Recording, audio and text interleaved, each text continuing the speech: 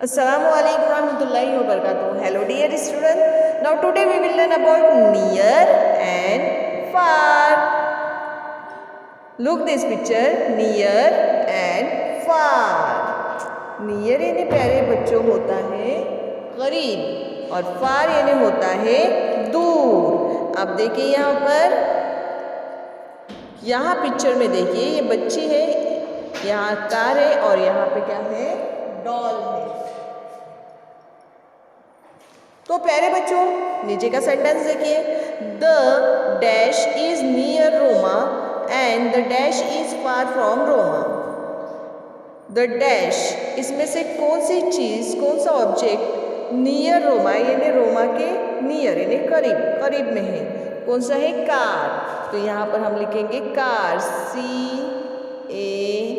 CAR, car. The car is near Roma and the doll, doll कैसे है, far यानी दूर। Doll is far from Roma. उसी तरह यहाँ देखिए, who is the nearest to the well, well यानी कुआं, कुएं के नियरेस्ट कौन है। Who is the farthest from the well, well के दूर कौन है।